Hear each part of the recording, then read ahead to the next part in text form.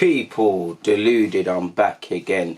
There's not much more to speak about or to speak about in general, but the obvious in relation to Arsenal in this international break. So we might as well go over some things that I've come across on the internet.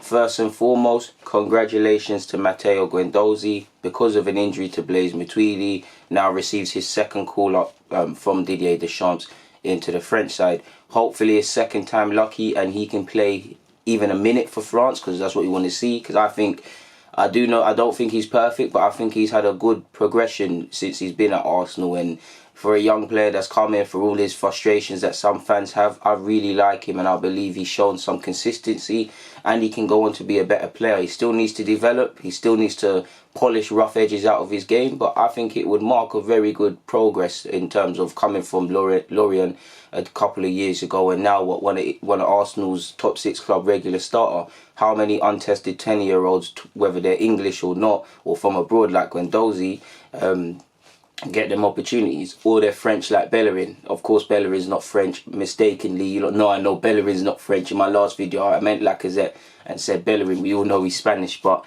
yeah, man, good. That's good for Guendouzi. We have, I believe, Sam Greenwood, Zayn Monlouise, Charlie Pantino. Quite a few young English players from our academy are being called up to English sides. Obviously, you've got Sam Greenwood, Xhaka, Joe. I believe Eddie's carrying a knock. I'm not sure if he's called up, but the usual suspects are being called up at respective levels. Moving on from that, reports from Switzerland say Xhaka will leave in January to join AC Milan, despite his quotes about his commitment to the future to the Londoners. So obviously that's in regards to his latest publication he gave in the interview. Apparently he's already started house hunting in AC Milan. Now, AC Milan are linked with Torreira, and to be fair, them Torreira rumours are coming back that he's unhappy, he's meeting with Arsenal, etc, etc.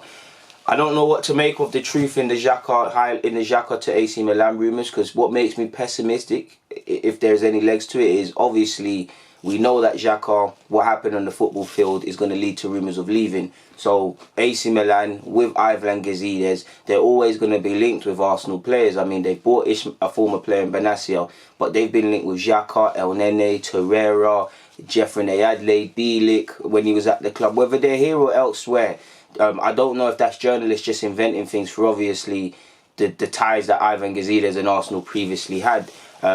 Obviously for Xhaka, I do think it would be a good move, and which leads me to believe there's legs to it, is because people always said he might be good in Italy, and maybe that's something his friends and close ones are also echoing his thoughts.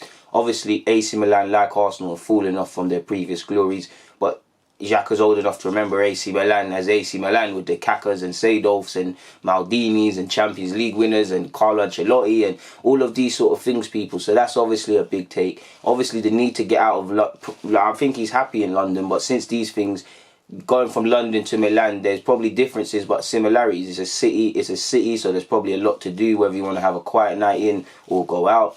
Obviously, he's got a young family, and I imagine living in Milan, on the outskirts of Milan, is more peaceful than growing up in London. He's got a young daughter. I don't know him and his wife, but I assume at 26 years of age, he wants to have, and in the position financially he's in, he can afford to have more kids and would like to have more kids. So maybe the Italian way of life, out of the whole English media, learning Italian, growing up the Italian way, playing for Milan. You can see how it kind of, you can be attracted to these people. So I don't know. Apparently he's began house hunting in AC Milan, so we don't know if it's going to be on loan or permanent. But I do think Xhaka, especially Xhaka, leaves in January. I do think it's good for all parties. I do hope though, because I believe we needed a central midfielder anyways, I do hope there's a replacement, not necessarily a replacement for Xhaka in itself, but a midfielder coming in, because I do think we're light on options in central midfield anyways. Whatever you think about Xhaka, just the sake of a body leaving for at least 6 months in January, if he is to leave, it does leave us a bit light in that department. So I do hope there's scouting being done in that regards, man. And yeah, man, for the Xhaka thing, I'd like to draw a line in the sand. It's a bit irrelevant, people, but Dani Ceballos is, with 12 tackles, is the highest tackler at the club. I think that's pretty concerning, despite the fact that he's barely played 90 minutes. And you wouldn't want to attribute Dani Ceballos. If Dani Ceballos is top for your tackling, shout to him. But it's concerning with your defenders and composing players. So it is what it is in that regards, people. I believe the board have come out and said some comments. in relation to Unai Emery. They've said, and I've copied and pasted this all over the place, but it said, things need to improve to meet our objectives for the season, and we firmly believe Unai is the right man for the job, together with the backroom we have in place. We are all working intensely behind the scenes to turn things around, and are confident we will. We never take our fantastic support for granted. We hope we can all stick together and get behind the team in these challenging times, as the team in this challenging period, as together we are stronger. We share the frustration with our fans, Unai players and all staff, as they are not at the level we want or expect. We are disappointed in everyone with both our results and performances at this stage of the season. Now, these were comments given by both Raul Sanllehi and Managing Director Vinay in relation to a pre-planned staff meeting on Monday. So then, okay, let's cut the crap. That's a very diplomatic answer. I mean, they're never going to come out. I'd be concerned if they're not having concerns over Emery, but the club is never going to come out and say we have concerns over Emery or we don't believe in him, at least publicly, especially if on the face of it, it doesn't look like there's a contingency plan, whether that's bringing in Lombard, whether that's bringing on Arteta, whether that's, I don't agree with it, but Jose or whatever. It screams to me there isn't some plan. So it seems, or I would hope, that Sanllehi and Vinay are doing their due diligence with a prospective other manager, going for informal dinners while Emery's here. Clearly the club hope that form can uptake, and the run of games we have, if you can say that, there's some positive results in there. Sentiment and mood can change, less question marks potentially, at least at that time, Arsenal and Emery, because we're winning games. Because let's face it, again, I don't like doing ifs and buts, but if we were winning these last couple of games, the last 11 games in the Prem, we've only won 2 or so, or done poorly. If that was a bit more of a winning record, there'd be less pressure, and of course could we be better as a team. But they're never going to come out and say publicly. Clearly the club's hoping that he turns it around, but to me, that's a dangerous one. Like, it is very dangerous, because if you're still hoping on top 4, and you've picked Emery as the sword to die on, then you've got to be prepared to face the music if we're not in touching distance of the top 4 early January, people, because from then till February, this fixtures only get worse, people. We've got the toughest period. If they truly believe in Emery, then it's down to Emery to prove it, and it's down to the players now, because we're at the point now, clearly, you can see that Emery is out of his depth and he doesn't have the credentials. I hope he turns it around. I hope he proves that statement wrong, but that's what it looks like as fans. The board are sticking with him, so we have to look beyond Emery now. We need to look at you, because on the face of it, like I said, I think a big reason Emery personally relished this job, now he's being asked questions, but he had many pillars to hide behind him, that it's not his team, the system, etc. I personally think that. And another one is coaching was going to be a big part of this role. You was never going to have City or United wages. How many systems has he implemented that we can work with on the football pitch to a great effect? How many individual players has he significantly improved? Not players we can cherry pick, players that if you showed them a year under Wenger or Emery's first year to now, they're significantly improved. There's not many. You can cherry pick, but there's not many. So there's question marks over coach. That's one thing. Like, that was part of the model to come to this role, people. And there's not one reason to be confident in Unai Emery, apart from the fact that he's Arsenal manager. We don't want to become a second club. We still got, in theory, mathematically, a lot to play for, and you don't want to relinquish none of that, really and truly. There isn't much reason to defend and get behind Emery, to be fair with you. But as long as you're Arsenal manager, you always have my grace. Apparently, Man City will not stand in Arteta's way if Arsenal come looking for another manager.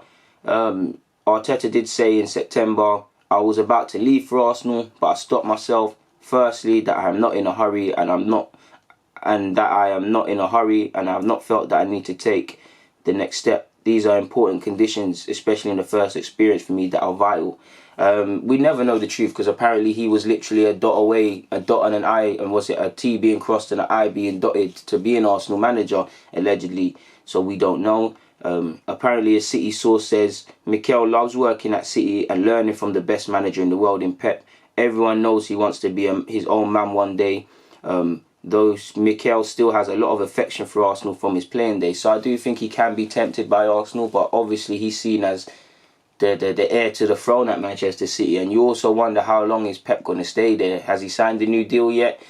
He's not ruled out managing in Italy one day, so you never know. With the current model of football, where I believe managers have to be developed in-house now, Arteta seems to be the next guy up for that. So we'll see how that one develops, people.